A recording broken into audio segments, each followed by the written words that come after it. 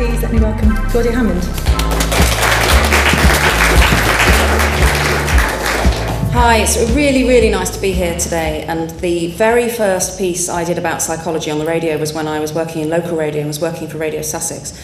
And it must be exactly 20 years ago, and I went to it was when the conference was in Brighton, and I did a short piece there for Radio Sussex and thought, this is what I want to be doing. I want to do pieces about psychology on the radio.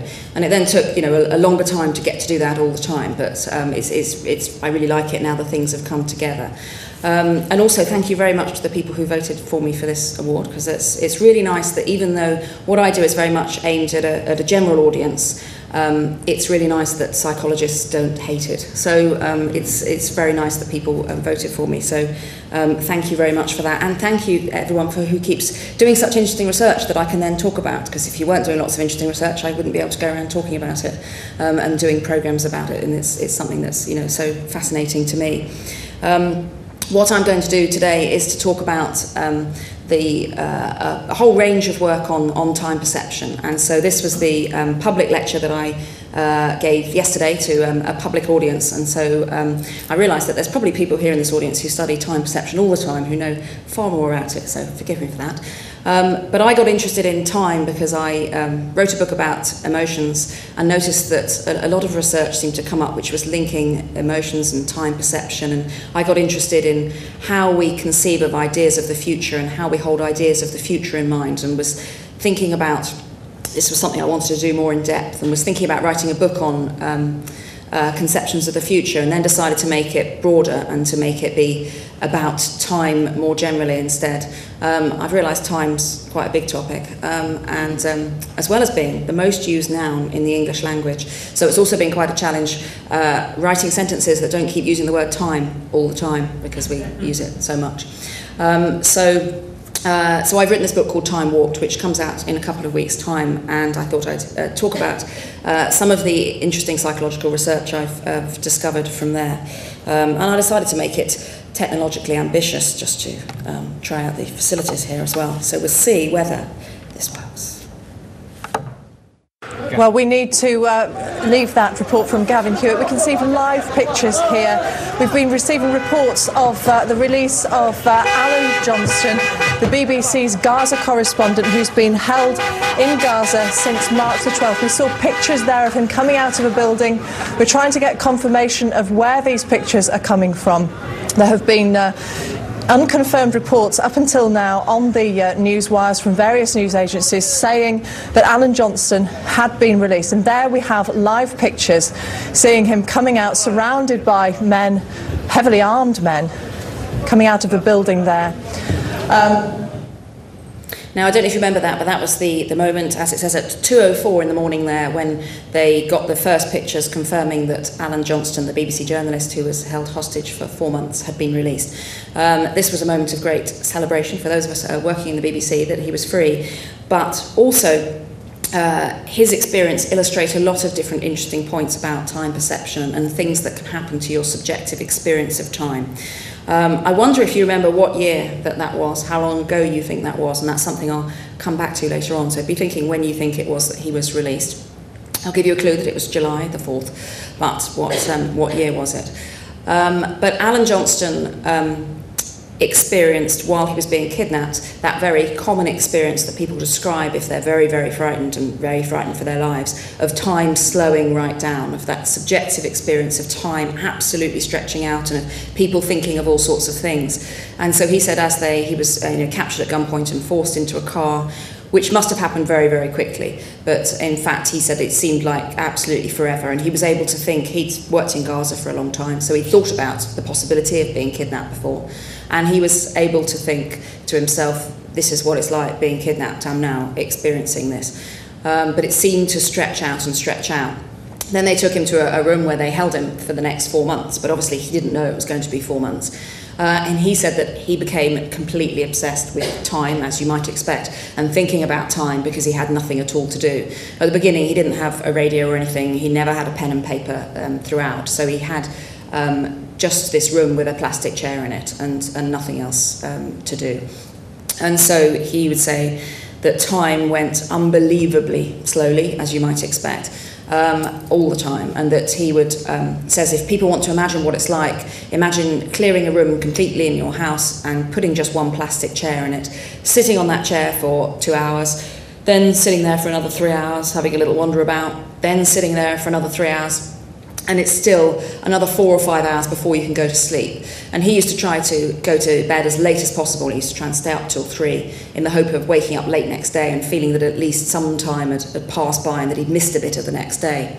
And he decided at the beginning that he would put up with the fact that he might be there 3 years, that he could deal with 3 years, and that if he was released earlier than 3 years, then he'd see this as good luck, and if he was there longer than 3 years, then he would then deal with it as it happened. But he decided he would manage 3 years, and then they gave him a radio, and he listened to the World Service all the time, and then and found that slightly easier. And then one day, time slowed right down again because he heard a news bulletin saying that he'd been executed.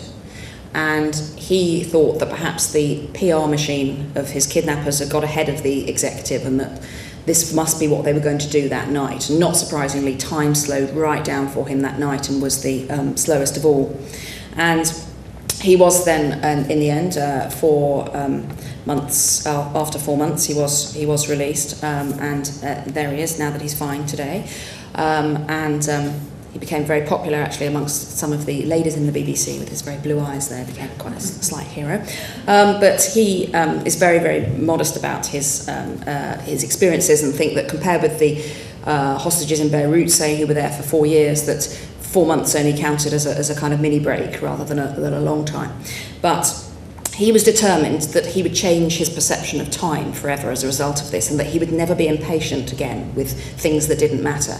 And he said that when he was on his flight back, a woman managed to smuggle a chihuahua on board in her hand luggage and was caught. And so the woman and chihuahua and her luggage had to be offloaded, and this took an hour and a half and delayed the plane. And he couldn't believe how impatient everybody was, how annoyed they were, because he just thought, an hour and a half, that's nothing, I can just do that easily. But already, by the time he got back, 6 weeks later, he was standing at a bus stop, and it was raining, and he was really annoyed because there was no bus coming, and he was already found himself sort of swearing impatiently, thinking, I can't believe it, I'm going to be 5 minutes late now, this is outrageous. And so he says how difficult it seems to be to change your subjective experience of time long term. But you don't have to have had experiences as dramatic as Alan Johnston's to have experienced how the subjective perception of time can stretch and compress. People, some of you may have had experiences where you've been in something like a car accident where time, and I've done that, where time absolutely seemed to really, really slow down. Or time plays tricks on you, can just zoom by at different moments, and as you get older, time seems to speed up, and you constantly think, oh, that can't possibly have been 3 years ago. It seems so much more recent than that, or it can't possibly be Christmas yet again, and that things seem to go faster. So I'm going to see how many of these topics of time, about time, I can fit into my allotted time today, and to talk about how the mind constructs our own sense of time and our perception of time. And there have been many, many studies that look at where time can warp in situations much less extreme than Alan's. When you're bored, of course, time seems to go more slowly, or even if you have a very high temperature. There was an American psychologist called Hudson Hoagland in the early 1930s who noticed that his wife had flu and he was looking after her, and she had a very high temperature. And he was looking after her very nicely and going and getting her water and drinks and so on. And each time he left the room and went to get her something, when he came back, she said that he'd been away for what seemed like ages and ages, when he insists he really hadn't. So like any good psychologist, he thought, now's the time for an experiment. And he got his poor, very patient wife to estimate a minute passing. And then he took her temperature and took the corresponding temperature and got her to estimate a minute passing. He got to do this 30 times over the next couple of days, which must have been quite annoying for her, and did find that the higher her temperature was, the more time seemed to slow down for her, the more time seemed to be going slowly. And this has been confirmed in later studies. So having a high temperature does seem to be something that somehow slows down our subjective experience of time. Then there's one of those mean experiments that was done in 2003 And in this experiment, they got a load of people in. This was done in the States. They got people into a room and they got them to all talk together at the beginning and said that they were going to be working in pairs and they'd like them to think about who they'd like to work with. So they gave people a few general topics of discussion that they should all mill about discussing at the beginning. And then they called them all into a room separately. And they said to half of them, but individually, they said to them now, they looked rather embarrassed and said, this has never ever happened before, but I'm afraid nobody put you down as someone they want to work with. So we're not quite sure what to do. We think the best thing is probably if you just go to this room here and work on your own. So they told half the people that, and not surprisingly, they weren't very pleased about that. The other half of the people, they said, oh, we've had a really weird thing happen, but you're so popular that everybody wants to work with you. We've never had this before, but everybody's put your name down. And we don't quite know what to do about that, so we think it wouldn't really be fair to pick some, not others, so it would be best if you go to this room and work on your own. So they end up with all these people working on their own. And the first of the experiments, the first of the tests that they gave them to do was to test their time perception and for them to estimate time passing. And they found that the people who were feeling upset and rejected and unhappy because no one wanted to work with them, for them, time went more slowly than for the happy, popular people for whom time went faster. So rejection seems to be another thing that slows it down. People with depression will have a perception that time is passing more slowly as well. So the question is why it can warp like this. And it is, of course, all to do with the way that we assess time passing, and that we actively construct our own experience of time in our minds. Obviously, time is out there, but we construct our own perception of it. And what does seem to me remarkable is that we can sense time passing, even though no single specialised clock has been found that is doing that. But we can sense seconds passing, we can sense minutes passing and guess them quite well. We can guess hours quite well. And have a construction in our minds of centuries going back to before we were born, and we can hold all these different time frames in mind at the same time. Now obviously there's the body clock which regulates our sleep patterns in this cycle of just over 24 hours that's corrected by daylight every 24 hours. But we are also very good at estimating a minute without counting or sensing these other time frames. And we need to be able to do this even for split-second, millisecond timing is even important for things like speech and for music and for understanding music. And even something like if you put your hand on your voice box and you say pa and ba, your mouth is doing exactly the same thing, but you can feel that with the pa there's a longer delay in milliseconds between that consonant and that vowel, and that makes a different speech sound. So even for something like speech, our understanding and perception of these millisecond timings is essential. And no one knows exactly how it is that we do it, because they can't find this single clock. But there is an effect called the oddball effect, which you can have a go at now. And what's going to happen is, this is just going to go off into another program briefly, but what happens is some images are going to flash up on the screen, and what you need to do is to decide which of these single individual images is there for longest. And they're going to start now. So here come the images.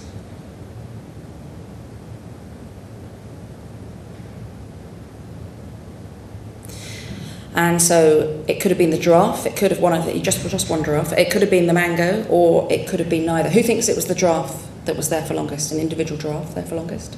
Yes, a couple of people there. Who thinks it was the mango that was there for longest? A few people there. Who thinks they were both there for the same length of time? See, psychologists are far too clever, I'm afraid, and you won't be allowed to play any more games, because yesterday not as many people as that got that right. So yes, they were there for the same amount of time, neither was there for longer. This is known as the oddball effect, and the moment you get a different one, it's a very well established effect, and the moment you get a different thing, our attention is taken by that. There's a game and other games like this that a lovely games designer has made to go with my book, and I'll give you a website address later, because there's other games you can play if you want to play those games, except you get them all right, so that's no fun. So basically this oddball effect is this idea that something new, there's the novelty of something new, and the brain is required to do some more processing because it's already processed the previous giraffe, and that's a giraffe, and we know that, and then there's some more processing required when you get to the mango that's something different. So this starts to fit in with various theories of how it is that we are counting time. And still no one knows exactly which of these theories is right. One idea is that there's a very simple sort of timer like a metronome ticking away, and that then there's some kind of accumulator that's counting these pulses as they go by. And that it's a bit like sheep going through the gate. If they go faster and more get through the gate in an allotted time, then it seems like more time has passed by. If they go more slowly, the count is for less time, and that various things will affect how fast these pulses go. Other people will say, oh, well, maybe there must be different clocks for different durations of timing, and particularly timing over 3 seconds seems to be done differently, processed differently from timing of millisecond varieties. And then people say maybe there are sort of almost a set of hourglasses for different durations. But what is extraordinary is that no one, although 4 different areas of the brain seem to be implicated, no one can find something that is this specialised clock. So another theory is that the mind is just using the pulses going on in the brain for other things and counting those pulses, and that various things can affect it. So one is attention that we've just seen there, and also a memory and whether you've seen this thing before, and another is of course emotion. So those 3 things seem to be 3 key factors. And of course emotion, as we've heard in Alan Johnston's story, can slow time down. So when you're afraid, maybe these pulses speed up, and then this makes it seem as if more time has passed by. Of course, there is also the fact that when you're afraid, other cues to time passing you stop noticing anymore. So if you're in a car having a crash, you stop noticing the music changing, you don't notice that all the houses you've passed or the number of cars that have passed you, and all these things start to skew your time. And of course, the emotion etches stronger memories in, and these strong memories might make us assume that it took longer. With boredom, of course, it's the opposite, and we start paying attention to time itself, and it goes very slowly at the time, prospectively, when you're assessing how fast it passes then, but afterwards when you've been bored, that time seems as if it was quick, because there's no memories for that time. There's not that many memories for that time, and we seem to rely a lot on how many memories there are for how we assess time. So like when you're ill, if you're ill at home for a week, at the time you are just dying to get better and wishing you could be better, and then once you look back on that week, once you're feeling better and look back on that week, there's almost nothing happened. So it seems as if it was weirdly quick in retrospect. Here's another one for you to have a go at, but I expect you'll all get it right. This is going to be 2 videos, and what you need to do on these is to notice as many details as you can about, or try and remember as many details as you can about what happens in these 2 videos.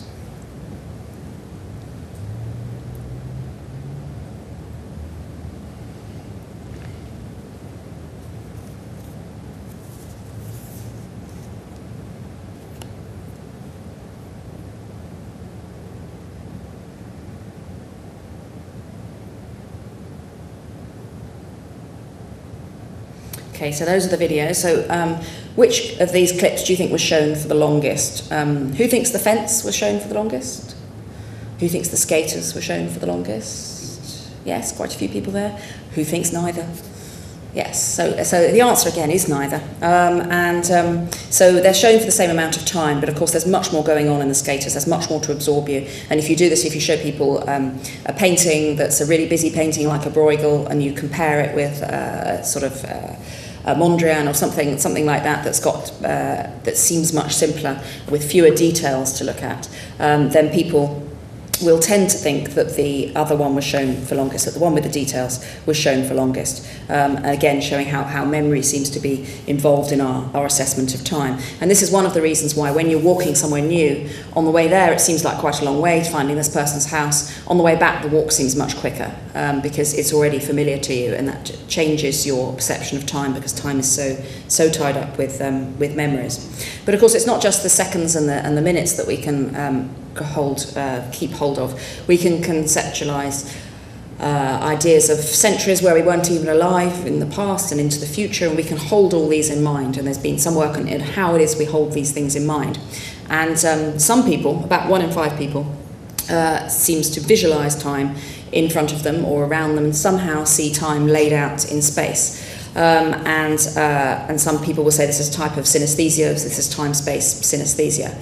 And I decided to recruit the help of the Radio 4 listeners to see how many people did this and to see what sort of things that they saw.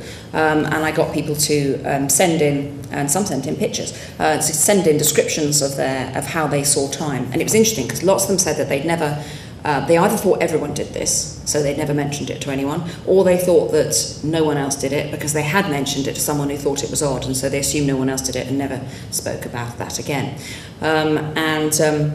Lots and lots of people sent their descriptions in, and I had 90 very detailed descriptions. And I looked at those to see whether I could see any patterns in them. One of the common ones is seeing colours, associating colours with days of the week, and these are very stable over time, so people aren't making it up. And I see Monday as red, and Monday is definitely red, and if anyone says it's blue, they're just wrong, I'm afraid. But I was wondering whether, is this something cultural? Is it because Mondays are busy and Monday's the start of the week, so it needs to be red? Maybe lots of people have it as red. Anyway, I could find no patterns in the colours that there were. They seemed to be fairly random. And the most common unit of time that people said they saw and visualised was the months of the year. And this is something that Jamie Ward at Sussex, who's done a lot of work on this, has found these, echo this in his findings. And so I see the year like this. It goes anti-clockwise, and if you say to me, oh, can you do this in September, I'll automatically be looking over there thinking, oh, September, what am I doing in September, am I free? And very much associate it with there. And you can do what's known as snark tests on these to check that people aren't just making it up. If you do tests where they have to press the computer key on the right-hand side when the answer is October, September, and if their year was like this, then they would do that faster. So you can test that these are stable. And what was interesting was that with the months of the year, 2/3 of the people saw it in some kind of circle or loop or oval. And some sort of a wave or a spiral. It was very rarely did it have corners. Very rarely was it squares or rectangles, unlike the centuries and the decades. And of course the months of the year are the one thing that does keep repeating, unlike the centuries or decades, so maybe that makes sense. Many people had, and these were all a British sample, a sample living in Britain rather, and many people had July and August somehow elongated and extended, which would make sense with the summer holidays as a child, and many people had a break between January and December. And 4 times as many people saw it going anti-clockwise rather than clockwise. Most people saw it going anti-clockwise like this one. And one woman who was a primary school teacher said that she'd made a chart like this and put it on a board at school, and her head had made her take it down, saying it was wrong because it went the wrong way. And obviously there is no right and wrong way, but it's interesting that so many people saw it not going the same way as the clock. But the reason that clocks go clockwise is because they were invented in the northern hemisphere, and sundials, on a sundial the shadow moves across that way if you're in the northern hemisphere. Had clocks been invented in the southern hemisphere, they might well go anti-clockwise, so they made it to go with the sundials. Some people had really unusual ones, like a circle with tentacles all round for the year, or the year in the shape of Zimbabwe, which was an intriguing one there. People had sent me their pictures of days of the week as well. This man's days of the week are here, and so you can see today, Thursday there, the big blocks are Saturdays and Sundays, and many people had the weekends delineated from the rest of the week. And lots of people said that they would use these as memory aids. One woman who was a comedian said that she saw time as a slinky, and her slinky of time was so strong in her mind that when she was booking gigs, she'd look in her mind's eye at her slinky of time to see when she was free. With the decades, this was a nice picture I liked that a woman sent. This was the decades. The decades often had, they might have squares or angles or corners, but the decades were very much delineated and different for many people. Now, of course, if you don't see time and space, people will say this sounds absolutely bizarre and nonsense, and what is it people are doing? But in a sense, in some elements, there are ways in which everyone seems to sense time in space to a degree. if I gave you some flashcards with past, present and future written on them and got them to lay them out on a desk in front of you, the chances are that most people would put the past on the left and the present in the middle and the future on the right. At least English speakers do that. It's very, very common for them to do that. If you studies have found that if you do the same test with Mandarin speakers, then they will lay them out vertically instead, past, present and future. And obviously this does seem to echo the way books are written from left to right here and vertically in traditional Mandarin. Obviously in China many people are now starting to read left to right across the page, which would be interesting to see whether that starts to change people's perceptions of where the future and the past lie in space. But of course we don't know which came first, that perception of it or how you laid out the pages of a book. And some people have actively deliberately used this idea of seeing time in space and the imagery associated with this, including one of the things that Alan Johnson told me about when I interviewed him was that he saw time very much as a river. And a river flowing, and he found the one thing that was very reassuring was knowing that whatever happened to him, time would move on. It might move on and he might get killed, he might move on and he might live there till he was an old man, but although nothing seemed to be happening, something was happening because time moved on, and he found this very reassuring and said that he became obsessed with thinking about time all the time. And so he decided to use this strong image he had of the river of time to make himself feel a bit better. And so he imagined that he was on a raft on this river, and he would think this very frequently, and in his darkest, lowest moments he'd imagined that the raft had split up, all the planks had fallen out because the river was so choppy and they'd all gone everywhere, and that he needed to swim around in the river and get all these planks back and tie them all back together. And each plank represented something that he was glad about and something that he could feel positive about. And one was that his health was holding up. Another was that and he was very healthy the whole time. Another was that he hadn't been tortured and never was. Another was that he knew deals were often done in Gaza, and that Gaza was a big place for doing deals, so he really hoped a deal might be done. And the fourth thing was that he knew the BBC would be going to enormous efforts behind the scenes, etc., to try and get him out. And so he would swim around, imagine himself swimming around and getting these four things and tying them together. He was absolutely determined to keep his mind strong. I mean, he just seemed to have enormous resilience. And he was determined that they could do anything they wanted to him, but he wouldn't let them have his mind because they couldn't get that. And that he was absolutely determined to stay very, very mentally strong. And I think it's interesting that he came up with these visual imagery techniques which, in a different circumstance, a clinical psychologist or someone might have taught him to do, and that he came up with these himself and found those very, very useful. So his idea of time in space was something he put to good use. Now, I asked you earlier when you thought Alan Johnston was released. I'm going to go backwards year by year, asking you when you think it was. Who thinks it was 2010? Who thinks it was 2009? A few people there. 2008? 2007? 2006? The answer is 2007. So it is longer ago, a bit longer ago than most people think, which is very, very common. In studies, people often think that news events that happened more than 3 years ago happened longer ago than they did, public events. And with personal events that happened more than 2 months ago, 2 months seems to be more of a cut-off for that, happened longer ago than they did. And this is often referred to as telescoping, and the idea is that time is sort of concertinaed up when you look back at it. And that maybe we assume that if we remember an event well, then it must have happened more recently than it did. It's not easy to study because people don't always remember the events, even interesting ones. But this is what they have found is that some people use this as an explanation for why time seems to speed up as you get older, why it's always Christmas again. And in a sense, it's not a full explanation for that, because for a start, middle-aged people seem to do the telescoping more than older people. And older people will often think that events happened longer ago than they really did. Now, this may be that they're overcompensating because they've got used to this idea that they're always wrong about it and that they're adding on too much. And in a way, if you want to try and get it right, you just need to add on a bit. So if something happened 3 years ago, we seem to be remarkably good at working out what happened 3 years ago. So if you think it happened 3 years ago, just stick with that. If you think something happened more than 3 years ago, then add a bit on. So if you think it happened 4 years ago, it's probably 5. And if it happened less than that, less time ago than 3 years, then take a bit off. And with personal events, it's the 2 months is more of the barrier. So if you think it happened 4 months ago, it's probably 5 months ago.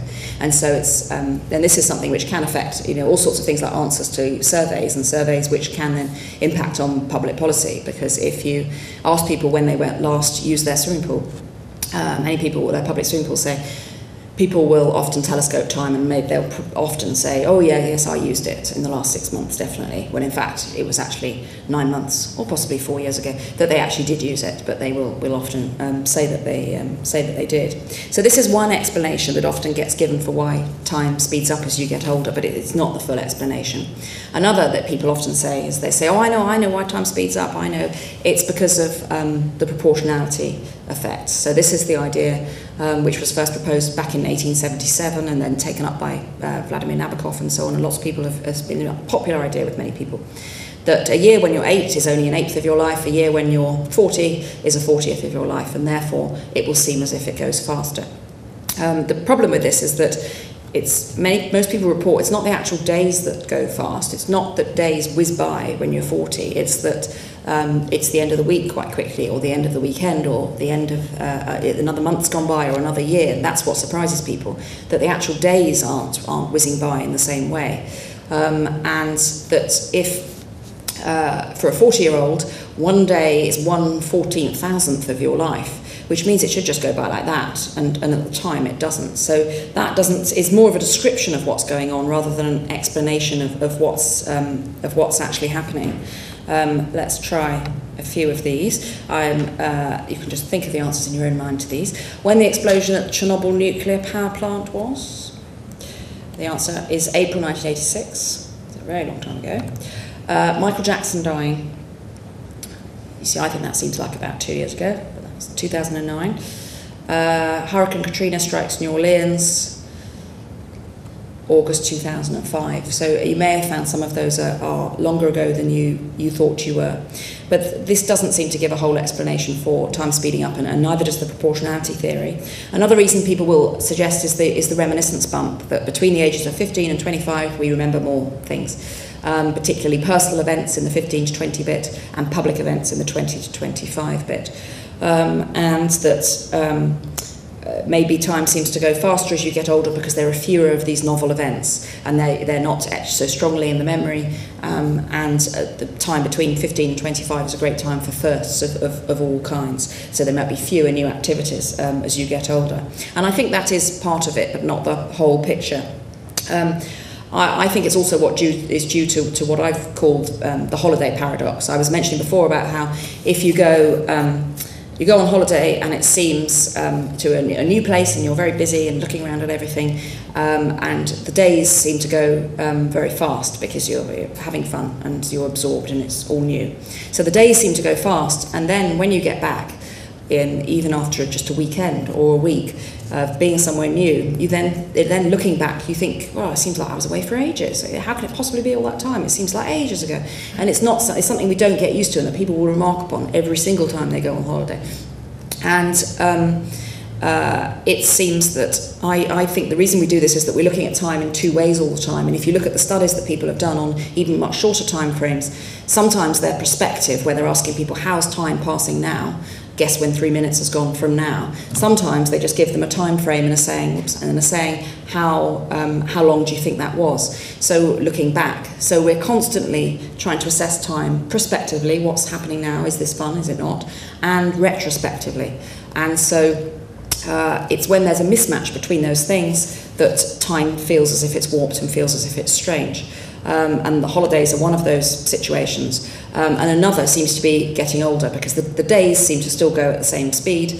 The days seem to be normal, if you like, but there are these markers in time, particularly children growing and so on. There are markers in time, and you realise that actually, no, this is all whizzing past, and that there are fewer new events. And so there seems to be this mismatch which feels uncomfortable, and we remark upon it.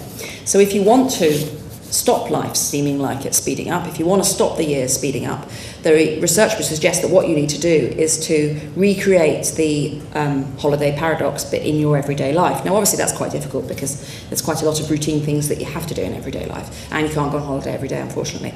But what you can do is say weekends go by very fast, often, and it can seem like no sooner is it Friday night than it's Monday morning and you're back at work again. If you want that weekend to seem like it's lasted a long time when you look back, then you need to fill it with loads of activities and preferably some new activities. Now, the difficulty is as you get older, you start to know what things you don't like to do. So I don't want to spend next weekend going for sailing lessons because I don't think I'd like it. So what you need to do is to think of lots of different activities and pack your weekend with them. And then it will seem as if it goes fast at the time because you're busy, but when you look back, it will seem as if it was slow. Now, the difficulty is, of course, you do have to sacrifice rest for this. Now, you may decide that you'd just rather chill out and not do anything at all. And instead, that's kind of what I've decided to do, knowing all this, is that now I don't mind so much about the idea that time is speeding up, because I'm thinking, well, actually, I wanted to rest and not do very much. And I know the weekend will go fast if I do that, but I wanted to do that. And then it is really noticeable, again, if you go away for a weekend, do different stuff, that it slows down. So we can do that, and part of the reason is to create some new memories, and to deliberately go around creating new memories. Because on average, if you ask people how many things they remember in the last fortnight, they only remember 6 to 9 things, which isn't very many. But on holiday, you'd probably remember 6 to 9 things just in one day. I also look we've looked at the past, we've looked at how we see time in the present. I've also looked at how people conceive of the future and how people hold ideas of the future in mind. And what is, I think, really extraordinary is our ability to mentally time travel backwards and forwards through time at will, and that we can, just like that, decide to imagine something we've never thought of before. We can, if I say to you, imagine that you're going next weekend to your best friend's wedding to Johnny Depp, and you're going to travel there on a red double-decker bus, but the wedding's on a Caribbean beach, then you will automatically, very, very fast, you can imagine this, and you'll get together all these different pictures. And this is, of course, as psychologists know, is because memory is reconstructive, and so memory is very flexible, and it's not like a videotape, so you haven't got to go and get out the archive of a film with Johnny Depp and then a TV programme you've seen about a Caribbean beach and an experience with your best friends and an experience on a London bus. You haven't got to get all those and put them together, and if you did, it would take much longer. And so it does seem that one of the reasons why memory sometimes we think lets us down is that it is flexible enough to allow us to time travel mentally into the future as well. And some people are now saying that they think that future thinking is the default, is almost the brain's default whenever the mind is at rest and not having to think about other things, that it will go to the future. But of course, when it comes to the future, there's lots of elements that we're not very good at. There's the impact bias, the idea that we're not very good at imagining what our emotions will be in the future. And then there's the planning fallacy, the idea that we constantly think we'll do things more quickly than we can and get things finished more quickly. And of course, that's something we do personally, and that's something that happens all the time with, government procurement projects and things that will overrun massively. Not the Olympics, because that's not allowed to overrun, of course, that won't. But other projects usually do overrun. And the Oxford English Dictionary, the idea for that was first suggested in 1857. And it was supposed to be done by 1862. But 5 years later, they'd only got to the word ant, which obviously wasn't very far. And they, in the end, finished it in 1928, by which time it was completely out of date and had to be started again. So it was almost 70 years late, and they really did think that they could do it in this short time. And it's something very common, because we think that in the future, people think they'll have more time in the future, although there's no evidence that you'll have more time in the future unless you're going to change something about your life. And people think that they will be better, more organised versions of themselves in the future, which is a nice idea, but it's probably not true. And so this is one thing that can happen. I liked this experiment, which was done in Israel by Lieberman and Trope. They gave students, and these were real projects, they gave students 2 projects that they needed to complete, psychology students. And one was in Hebrew, which was for them the easy option, but on a dull subject, the history of social psychology, which I don't think is dull at all, but apparently the students did. The other was in English, their second language, so it was a harder project, but it was on romantic love, so they might learn something useful. And they were told they'd get instructions a week before the deadline, and they could choose which project they wanted to do first. They could do one now, and they'd get the instructions now. And then in 2 months' time, they'd do the second project, they'd get the instructions then, and have a week to do it. So they have the same amount of time whenever they do it, but they can choose which one to do first, the dull but easy one, or the hard but interesting one. And most people all chose to keep the hard but interesting one for the future and get the easy one out of the way, because they were convinced they would have more time in the future. And it's something that is done very commonly. So if somebody says to me, "Oh, can you go and give a talk in Edinburgh next week?" I know I can't possibly, and I'm far too busy and can't give a talk in Edinburgh next week. If somebody says, "Will you give a talk in Edinburgh next February?" then I might say yes. And then when it comes to it, the week before, I'll still be just as busy thinking, why have I agreed to go to Edinburgh? Why on earth did I think there'd be more time? But unfortunately, we don't learn from that. So in a sense, you need to imagine things the next week instead, so that you can. And there's all sorts of other things I could talk about time, but the clock is starting to beat me. These are, you can, if you want to play more time perception games, you can do it via Facebook. I've put them onto Facebook and put them onto my website. So if you want to play those, you can. And there's lots more to say on how you can use the research to alter your own experience of time to speed it up when you're bored, and I only allow evidence-based self-help, you'll be pleased to know. And there's too many interesting things here to say here, so I'm just going to mention a few interesting things in my last 30 seconds. And I have with me my trusty countdown clock, which I'm sure you'll recognise, which actually does do the countdown music. So I'm just going to use my last 30 seconds to tell you a few things here with the clock. There's the French potholer who tested his own time perception by isolating himself in an underground cave with just a spider for a friend. There's the Reverend who wrote what's probably the longest diary in the world, noting how he spent every minute of every day. And the man whose disorder of time perception made him think the working day had finished by lunchtime. Then there were loads of experiments, throwing people off buildings backwards or persuading them to steer themselves towards a precipice blindfold, all in the name of experimentation. Now that might feel like a long talk or a short one. It all depends on how your perception of time works. Thank you.